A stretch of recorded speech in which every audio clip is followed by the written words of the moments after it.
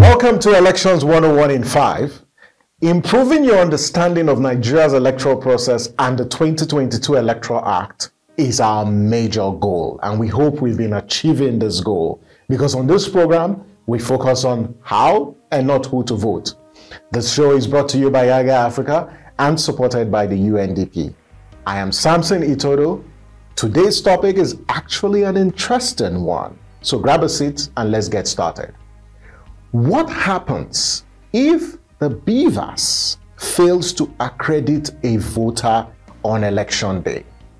That is our question for tonight. And this is how some Nigerians responded to this question. Take a listen.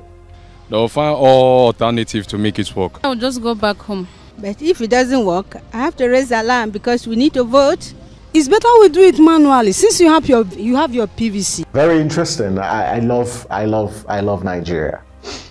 Effective electoral technologies build confidence and trust in the voters. And yes, the BVAS has got people talking since its introduction, and it has been tested, it's been scrutinized in different elections this year and even last year. So from all indication, the device has come to stay, and INEC says there's no going back on the use of BVAS for the 2023 elections, and a lot of Nigerians actually support INEC in this regard. Now, that has been established. So as a voter, you must know that you cannot vote next year without accreditation, and it's based on provisions of the Electoral Act, because the Act is very clear that accreditation is a precondition for voting in next year's election. And the BVAS that will be used for that election, according to what INEC said, is being deployed to some states and regions across the entire country. So it's important, very important to note that without accreditation, you may and you will not be able to vote next year. So your PVC has to be authenticated and your biometrics verified using the BVAS before you can vote next year. So to respond to the question, what happens if BVAS fails to accredit a voter? Based on the provisions of the Electoral Act and the guidelines, which requires a voter to undergo accreditation using the BVAS, if the BVAS fails to accredit you, this is what the INEC guideline says. That where a voter's fingerprints and facial identity cannot be matched with the details in the BVAS after 3 trials,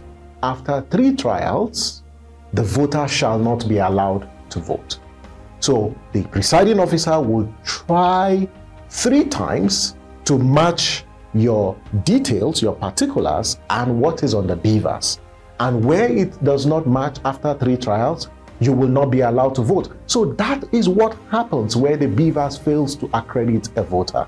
Please note, there shall be no incident forms for manual accreditation of voters in the 2023 elections and beyond.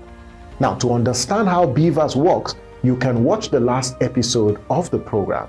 You can also watch other episodes where crucial aspects of Nigeria's Electoral Act were dissected. We would also like to hear from you, so reach out to us on any of the social platforms on your screen. Now you know what happens when the BVAS fails to accredit a voter.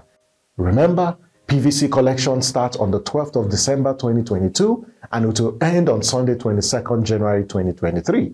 Please visit the INEC local government offices between 9 a.m. and 3 p.m. daily, including Saturdays and Sundays, to collect your PVC, because no PVC, no accreditation, no voting.